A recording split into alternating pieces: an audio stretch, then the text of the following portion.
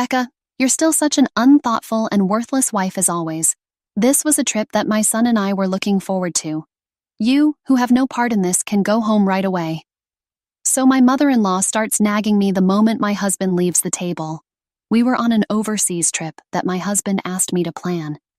Well, if she goes that far, it's inevitable I'll go home. What happens to the two of them after that is none of my concern. My name is Becca, a married woman working for a multinational corporation. Since my job is easy to manage in terms of schedule, I've been working mostly remotely since getting married, so I spend more time at home. My husband Jack is the type who overvalues himself and always wants to look good.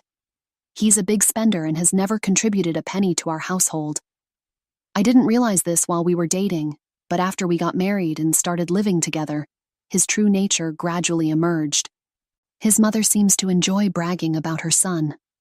I've heard of mothers who dote on their sons. I was prepared for that to some extent, and was willing to tolerate it. But she is obstinate and strong-willed. She doesn't listen to other people's opinions. She even completely ignores her husband's opinions because she believes that her son is the best. She doesn't like me at all. Every time we meet, she always has some snide remark. She seems to particularly dislike the fact that I live comfortably on my son's salary alone. She keeps nagging me, saying, "You're still young, you should work outside." I've explained many times that I continue to work after marriage and that I have a job that I can do from home. But in her mind, working from home is just a part-time job. She assumes that I'm just pretending to work by always looking at my computer. She presumes that I'm probably playing games. Apparently, I'm a worthless wife who doesn't do housework properly and only plays computer games despite being a stay-at-home wife. My husband, of course, understands my work style, but he has never explained it to his mother, even when it's said right in front of him. He turns a blind eye. Even when I asked him to explain it well, he says he wants us women to handle it well and completely throws it at me. He even says he doesn't want to get involved in troubles. Once, when I persistently asked him to do something similar, he threw a completed divorce paper at me. It urged me to be treated like that, but I thought about divorcing him. But I heard that getting a divorce is more difficult than getting married. It would be a problem if it were more difficult than the current situation, so I ended up giving in to my husband's argument. I understood that my husband prioritizes his mother in everything. It's frustrating, but I feel like I need to find a way to deal with her while skillfully deflecting her. I didn't agree to divorce because of this change in my feelings, but it seems that my husband thinks I'm head over heels for him and didn't want to break up. His pompous attitude is getting worse day by day. It's cute when a child tries to act grown up, but when an adult does it, it's rather a turnoff. I've learned to ignore his pompous words and act as if I haven't seen his actions. There is another reason why I didn't divorce him. Due to my husband's job, we live quite a distance from my in-laws. We meet once a year, or at most, twice a year. I thought I could tolerate that much. While the world was making a fuss about having 9 consecutive days off, if you take a vacation on weekdays, both my husband and I were working. In my case, American holidays don't matter much because I adjust my schedule according to international circumstances. As for my husband, it's just that he wasn't taking 9 consecutive days off according to the calendar. When he returned home after his first day back at work, he announced, "Let's go on an overseas trip." When I asked him what he was talking about, he said that his colleagues had taken a vacation and made it a 9-day holiday to go on an overseas trip, and he was quite proud of it, which made him incredibly annoyed and regretful. I was dumbfounded by his childishness, but I haven't been on a trip this year, so I suggested a domestic trip. The reason being, my husband has no experience with overseas trips, so if we were to go overseas, he would have to apply for a passport. "There won't be a problem if you're with me. You're fluent in multiple languages," he said. I studied abroad when I was a student and had been on many overseas trips when I was single. In addition to English, I can hold a conversation in Spanish and a bit of Chinese if necessary. When my mother back home got hooked on Korean dramas, I studied Korean with her. However, I didn't get much opportunity to use it, so I'm not very confident. Sure, compared to my husband, I might be good at languages, but that doesn't mean that applying for passports will be finished in a snap. I tried to persuade him to go abroad during the summer or winter, but he wouldn't listen at all. On the contrary, despite having no experience, he decided on the country to visit, took leave without permission, and told me to make it work on the schedule. It's not a tour. Why should I have to act with strangers? He furthermore declared. He said that English is a universal language and that we should have no problem if it's just the two of us. I thought maybe it's fine, but before I knew it, he said, "That's right. I promised to take Mom along. I'll count on you for that too. Your mother-in-law too. Even for me, taking care of two inexperienced people abroad is too much.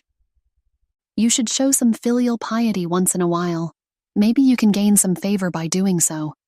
Our entire kind and good husband, this is for your own good, Becca. You should be grateful."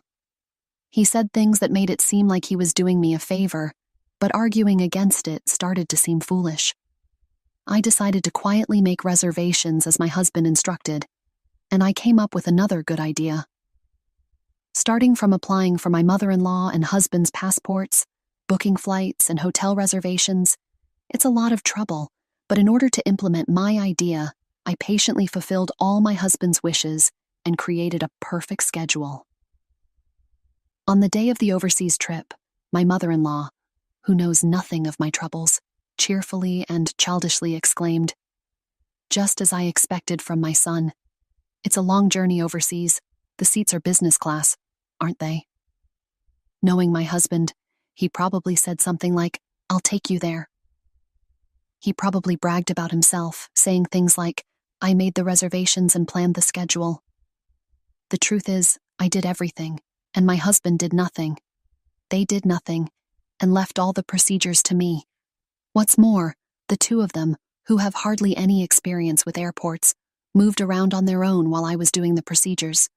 They walked around aimlessly, even when it was boarding time, and I had a hard time finding them. The airport staff even asked, "Would you like us to make a call announcement? It's Becca's fault for not telling us the boarding gate." It was such a fuss, but they showed no remorse, saying, "And this wife was planning to have fun by herself, leaving us behind." During the flight, they behaved relatively quietly, but it was honestly annoying and embarrassing every time they called a flight attendant. Several hours later, we arrived in the destination country.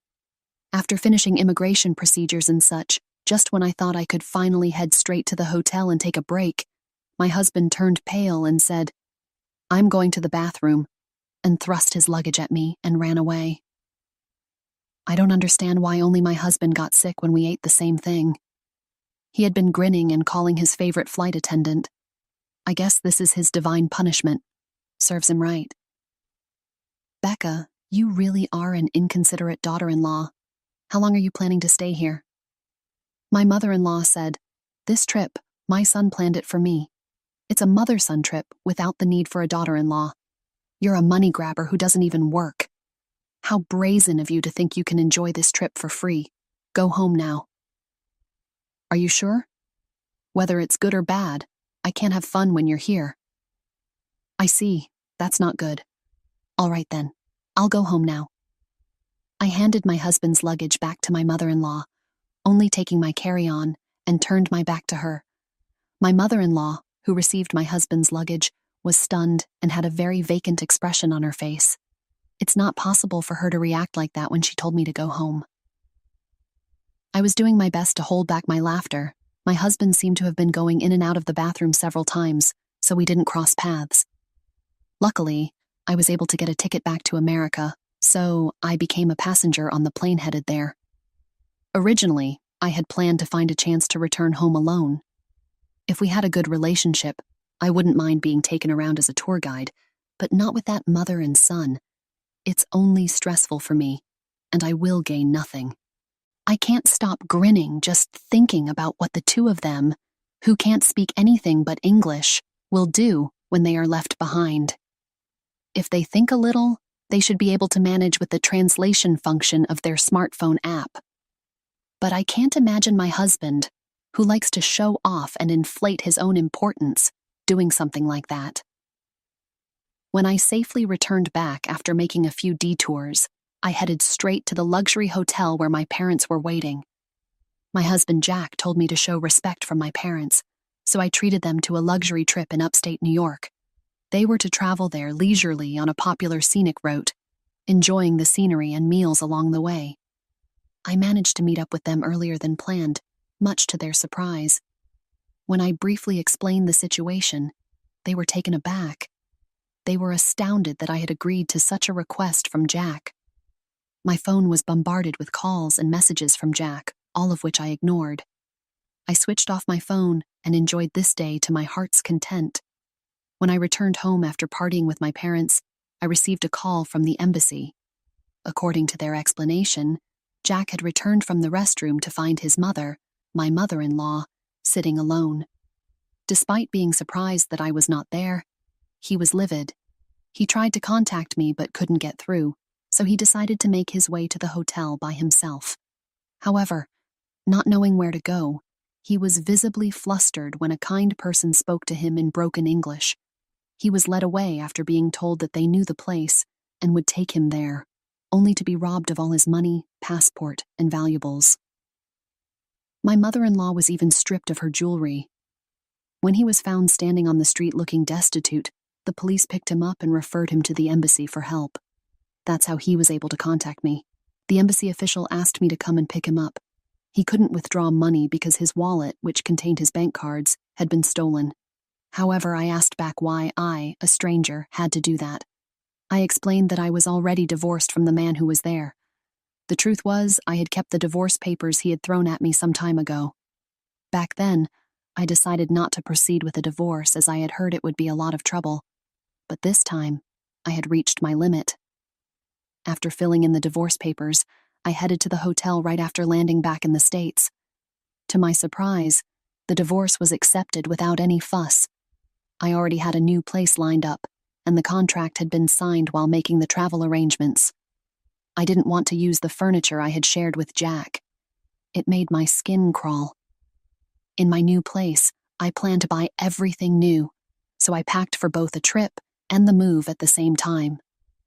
All I need to bring to the new place is my work tools and my favorite clothes. I could easily have everything else sent by the courier at a specified date and time. The embassy staff did not ask anything more from me, and the conversation ended. Later, it seems my former mother-in-law had pleaded with my former father-in-law, and with his help, my ex-husband Jack and ex-mother-in-law were able to return to the States. However, Jack, who had blown his top, contacted me. "You left me and divorced me without my knowledge, abandoned," he exclaimed. "No, I just obeyed your mother's instructions to leave. If you have any complaints, talk to your mom, and please consider the business class flight I arranged for you on your return as my farewell gift," I responded.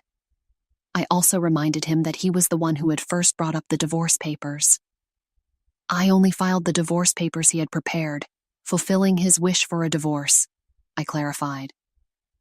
"Do you think such sophistry will work? How much more do you want to embarrass me?" Jack retorted. "Embarrassed? How so? If you want to feel embarrassed." "I have a better story. Want to hear it?" "What is it?" "Well, did you know you're a regular at an adult entertainment club? You're pretty invested in a favorite girl there, aren't you? Rather than contributing money to the household, you are heavily splurging on her. But you ended up in debt when her demands escalated. I had an investigation agency look into a debt collection letter addressed to Jack that had been delivered to our house. Although Jack was a good spender, his obsessive behavior seemed to be a turnoff. His favorite girl's true feelings were that she thought he would eventually stop coming if she kept asking for more money and expensive gifts. I wonder what Jack felt when he heard that. That's quite an embarrassing story, isn't it? If you make any more fuss or contact me again, I'll spill the beans to your company. Got it. Being disliked by the girl he was infatuated with would be an unbearable humiliation for Jack, considering his personality. If this became known, it would be a great embarrassment. Jack, who until now had been aggressive, just said, "Goddard," in a feeble voice and ended the call. A few days later, my ex-father-in-law contacted me. He told me he had also divorced his wife, my ex-mother-in-law. I thought it was unnecessary as we were no longer related, but it seems he contacted me to expose my ex-mother-in-law's true nature, as we both have been treated poorly by her. My former father-in-law, suspicious of his wife's behavior, investigated while she was out and discovered that his retirement savings had been depleted. The money was apparently spent on beauty treatments and cosmetic procedures. As I'm not familiar with such things, I was totally unaware. When asked for a women's perspective, I was stumped because I hadn't noticed it either. I guess seeing someone only once a year makes changes more noticeable, but I truly hadn't picked up on anything. I even asked my former father-in-law, "Are you sure it's for beauty treatments?" She seems to have sunk quite a bit into it, but there's no visible change. Perhaps there were slight changes that only my former mother-in-law could notice. It felt like throwing money down the drain. Naturally, my former mother-in-law, who was kicked out penniless, turned to her son, Jack. However, Jack, the backbone of the family, is up to his eyeballs in debt after his divorce from me. He even lost his apartment for failing to pay the rent. Now he and his mother seem to be living in a drafty, run-down apartment. Yet, his mother has no intention of working and won't quit her beauty treatments. On top of repaying his debts, the burden of his mother's beauty expenses is weighing heavily on Jack, who I hear is working around the clock. It seems the vanity of wanting to present a larger-than-life image, even in the face of a declining living standard, doesn't change. If they're content with this situation, I won't say another word.